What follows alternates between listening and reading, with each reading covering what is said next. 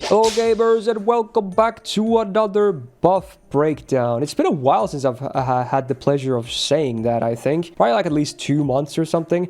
They still put out a lot of buffs last year, so which I'm happy about. But yeah, we got the first buff of 2026 with the Floraria event. Old man 3-star caster Jang Ju. I can't pronounce him, I'm sorry. I'm so bad at Chinese, but there he is. It's the uncle from Avatar, that guy. So this is his first buff ever as far as I know, and they gave him an MP buff. So yeah, let's check what happened. So previously, AoE quick MP, right? Damaging type, 5 hits AoE. Previously you had before damage, he gets 10% MP damage for 1 turn on base overcharge, scaling up to 30%. Not very good because it's not even 3 turns and the scaling is kind of low, so but at least it was before damage, of course.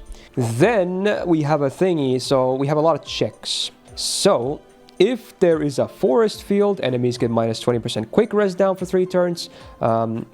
We have a beach map, they get minus 20% arts res down for 3 turns. Burning map, minus 20% buster res for 3 turns. And, oh wait, no, sun map. And then burning field is the minus 20% crit chance down for 3 turns. And then he did damage to all enemies. So his MP never really did really good damage, I'm gonna be honest.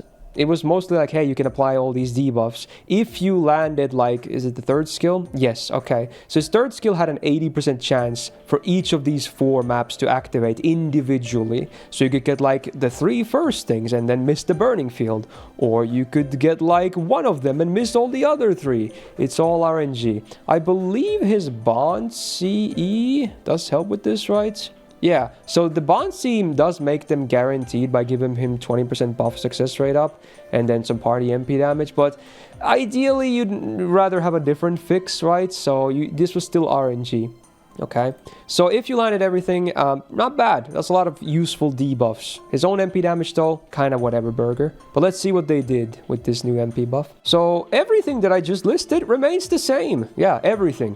Nothing that existed changed at all.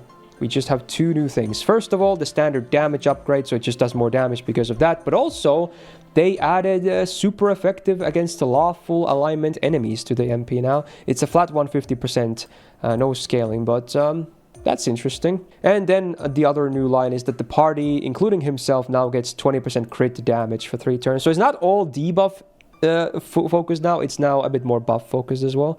But okay, well, the obvious catch is he will do more damage just from the MP upgrade alone. But then if you hit lawful, I feel like against lawful he could actually do some decent numbers now.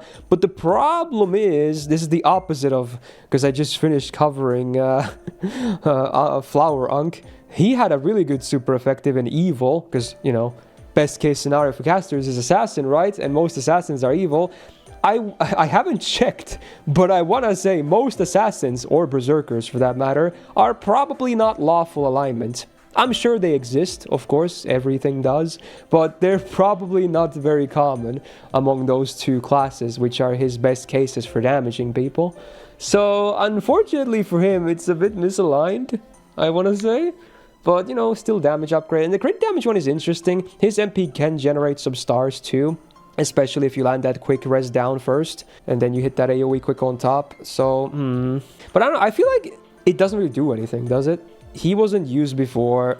I don't think he's gonna be used still either. He does offer buffs, more buffs now, but I don't think it's enough. And his own damage won't be high enough for you to justify bringing him for damage. Like, they want to make him like this weird hybrid of DPS and support, and I don't think it just still works.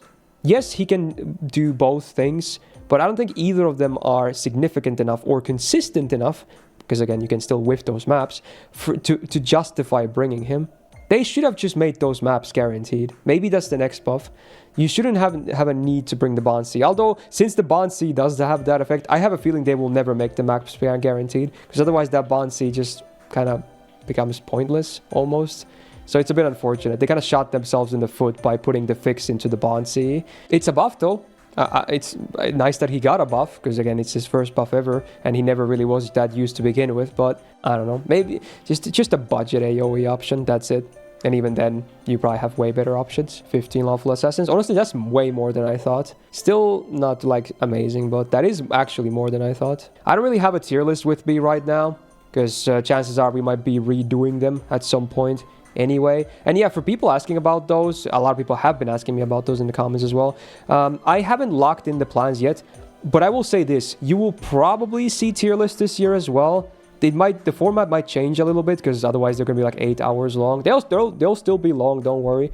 But yeah, I haven't locked in any plans yet, because I would like to still hear where the game is headed first. It's nice that we are still getting content, clearly, like this and the event and all the new servants, so clearly content is happening, but I would like to hear what the plan for the main story is first. What's the longevity, you know, the big scope? But if that doesn't, we get no news for that in the next month or two, we might just start with tier lists anyway, so stay tuned. They are probably happening still. But yeah, that'll do it for this buff breakdown of Jang Ju, the Chinese old man 3-star caster, the avatar Unc, if you will. It's something, but will it change things?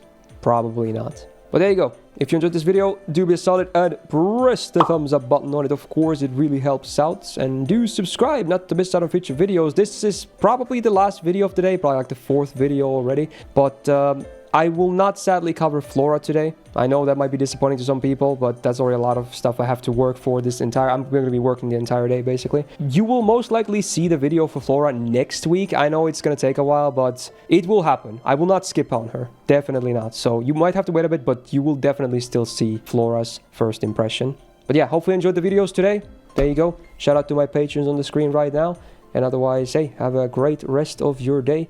And otherwise, see ya in the next video. Bye-bye.